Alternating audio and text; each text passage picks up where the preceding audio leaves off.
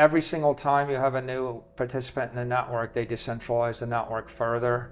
And I think that the more participants we have, the less likely it is that someone will corrupt the network.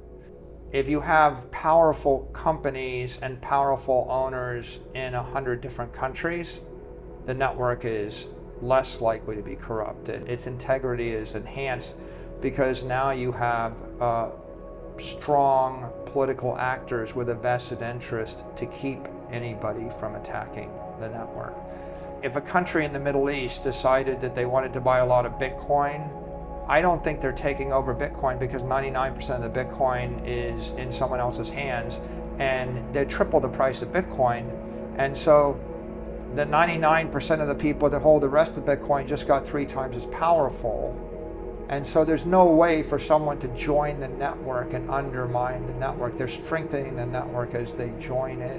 If a big player in the Middle East joined the network and became embedded and had skin in the game, if the US government took an adverse position, you would have another sovereign that would take the opposite position. If you're worried about one country or one company having an influence, then the best thing that could possibly happen is have 10 other companies in 10 other countries, because now you have a network of interdependencies and you have checks and balances. Ironically, these bigger actors are actually more conservative. They like it because they can trust it, and they can trust it because no one's changing it. If you take certain other crypto networks where they change them every 6 months and they tinker with them, every time you do a hard fork, you could destroy the entire thing. So who is in favor of hard forks? It's generally the protocol developers that want a job. They want to do something to help. They're the only ones that can do the hard forks. So they're the ones that promote them. Who doesn't want to do the hard forks? It's everyone that's bet their life, their future. If you're actually planning, if you're buying a lot of Bitcoin to give to your great-great-granddaughter, you're not terribly enthusiastic about a roadmap with 6 hard forks, right? There's no way for any one actor to get control of the network. All you can do is empower the rest of the network by a factor of 100.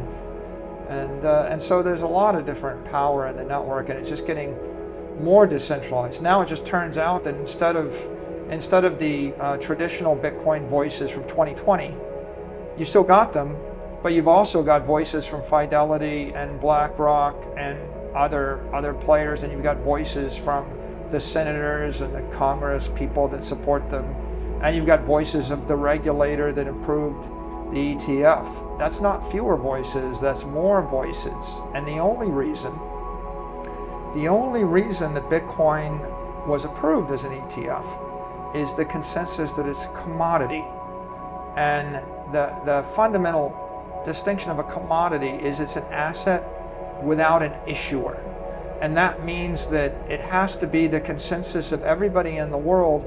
There isn't one single voice that can change the protocol, speak for the protocol, or is even relevant, right? If there isn't anybody, none of these buyers could speak for it. And of course, if someone's going to actually buy $1 billion of Bitcoin that didn't buy it before, they're not buying it because they think you can change it.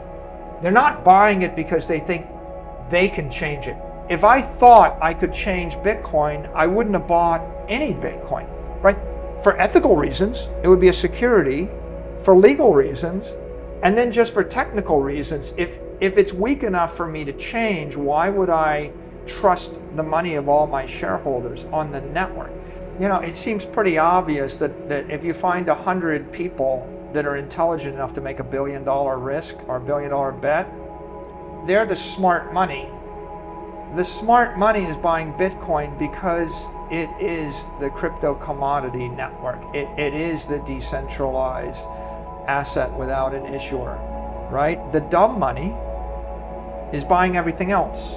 Your enemies aren't the people buying Bitcoin because they want a decentralized crypto asset that's without an issuer.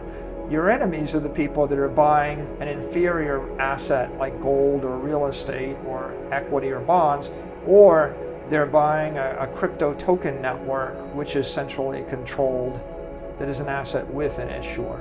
Those are the people that actually have the vested interest in undermining Bitcoin because they're threatened by a superior technical, ethical, economic idea.